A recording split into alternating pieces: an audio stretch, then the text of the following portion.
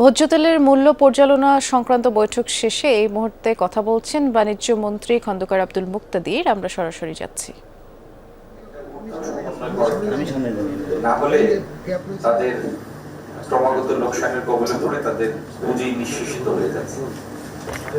তো সেরকম একটা পরিস্থিতিতে আমরা উৎসের মূল্য বারবার যাচাই করে সেই সাথে আমদানির প্রক্রিয়ায় যে ধরনের বাড়তি খরচ যোগ হয় সেই সমুদয় মূল্য একসাথে করে আমরা দেখেছি যে তাদের কথার মধ্যে যথার্থতা আছে। তারপরেও তারা যে পরিমাণ অনুরোধ করেছেন সেই অনুরোধটি পুরোপুরি রাখা আমাদের পক্ষে সম্ভব হয়নি। আমরা কিছু ঊর্ধ্বমূল্য সমন্বয় সিদ্ধান্ত নিয়েছি। আমরা আশা করি আমাদের যারা ভোক্তা আছেন বৈশ্বিক পরিস্থিতির বিষয়টা বিবেচনায় নিয়ে তারা জিনিসটি বিবেচনা করবেন।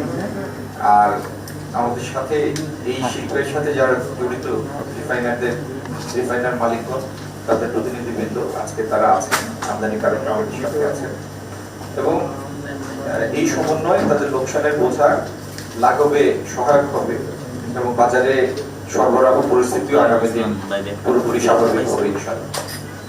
আমরা আজকে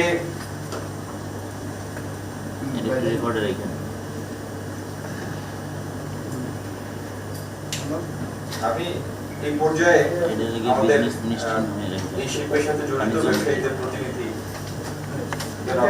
মোস্তফা কামাল ভাইকে বলার জন্য এই মোবাইলগুলো একটু ব্যাক করেন।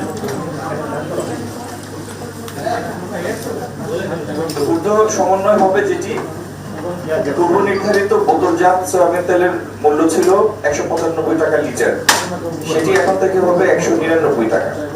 আর একইভাবে লুজ সয়াবিনের সাথেও সমপরিমাণ যোগ হবে লিটার প্রতি 4 টাকা।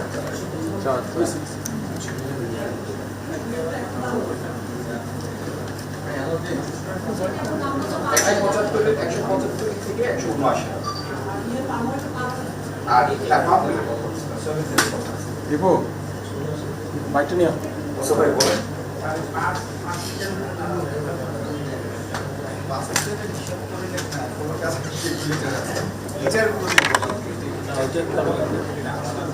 আসসালামু আলাইকুম। মাননীয় দায়িত্বরত সচিব মহোদয়, সংগঠনের আমাদের